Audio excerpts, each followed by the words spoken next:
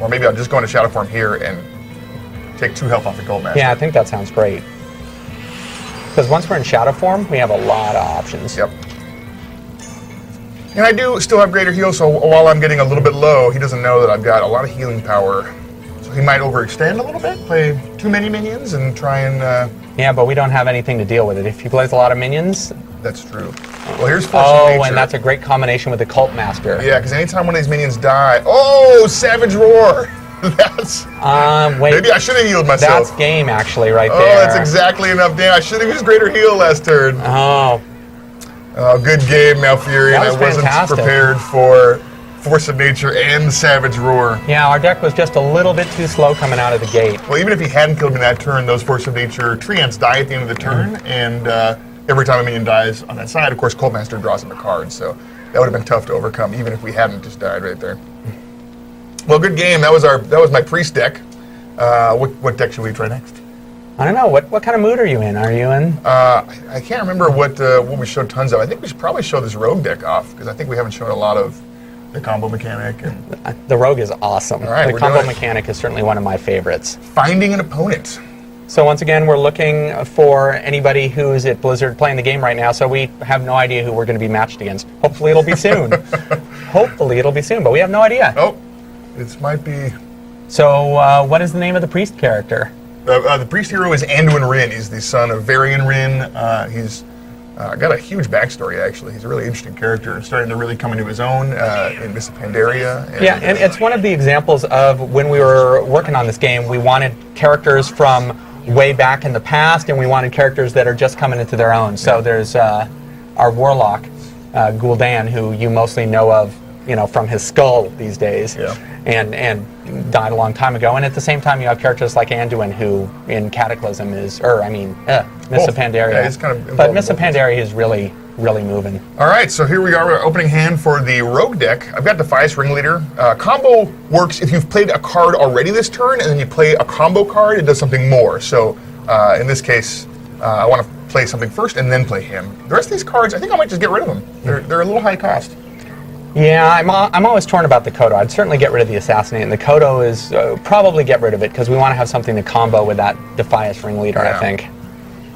All right, so we got an Eviscerate, a golden. Okay, that looks very solid. And again, that's one of the golden cards that you can sort of see where we're going with it, but it doesn't have all the animations that you will expect when we ship. Greetings, Malfurion. So we have a question about, does each class have a play niche, like Minion Buff Druid or Heal Control Priest? Well, yeah, we have mechanics that kind of feel unique for each class. The Rogue mechanic is combo. No other class has any combo cards, and we tried to make sure that each class felt unique to play. Each class has their own hero power. Yeah, the Druid that we're playing against, nobody else has the choose one ability, so only Druid will have cards that can say do this or that. They have a lot of options, and each class has something like that that's pretty special for that class. So Young Priestess is really strong. If he gets another minion out, it'll start buffing his other minions. Should I use my Eviscerate now without the combo effect to get rid of it, or should I just maybe use my weapon and start dealing some damage to it in the short term? I'm distracted by our questions, because we got the question I was afraid of. Oh, what's that? It's, what's the name of the fish? It's the Hearthstone beta fish. Mateo, did you ask that question? I feel like that was you. Somebody actually asked it? Oh, Knife Juggler. Yeah, we're seeing a lot of Knife Juggler in the Yeah, we've seen him a lot today, actually. Well, I really want to be able to combo these guys, but I don't have a lot of low-cost cards yet. Maybe I should put more in this deck. The Bloodsail Raider isn't bad, well, except we want to use it as a combo starter, so maybe we just start with our weapon. Yeah, okay, so this, I can use my hero power to get a dagger. I can use it again to give it +1 attack for a turn. So, should I run it into this Knife Juggler? It's going to cost me some damage. Just to weaken him, and then next turn I can buff my weapon and attack him again? All right, let's do it. And we got a question, why did the Rogue start with 3 cards? Oh, both players start with 3 cards, and then if you win the coin flip, you go first, and otherwise you get 1 extra card. So player 2 gets 4 to start, and player 1 gets 3.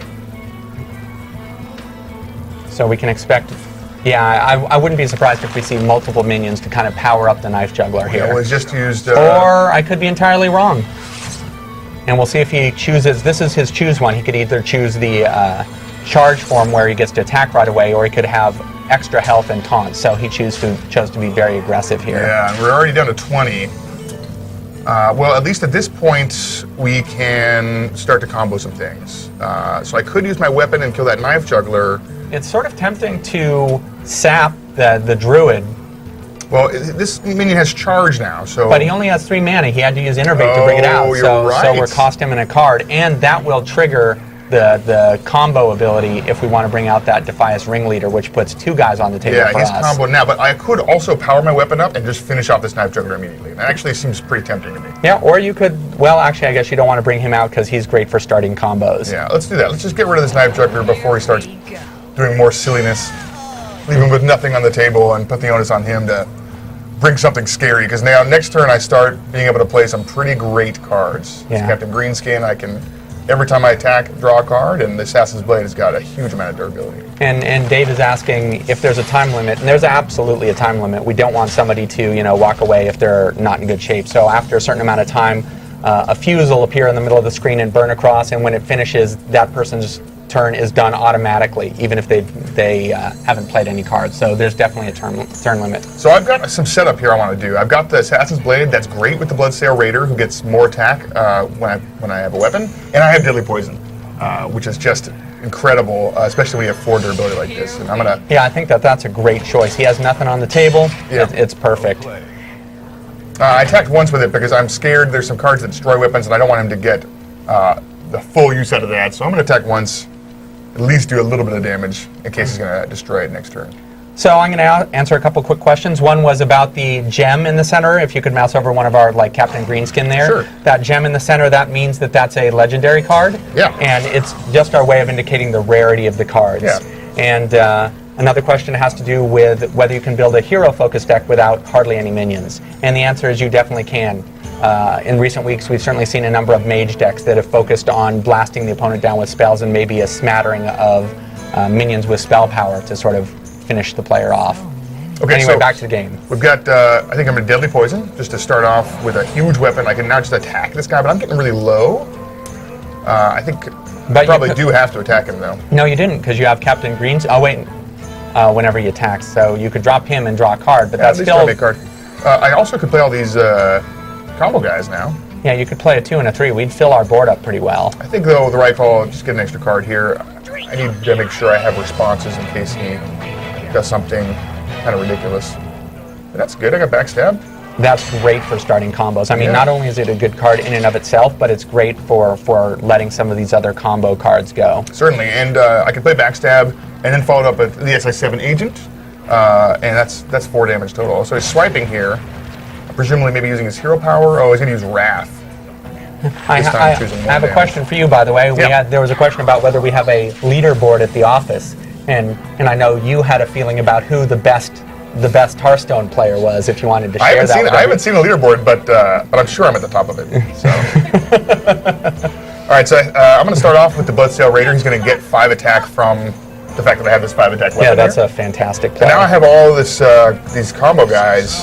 And the question is now, do we want to fill our board in case he has some sort of...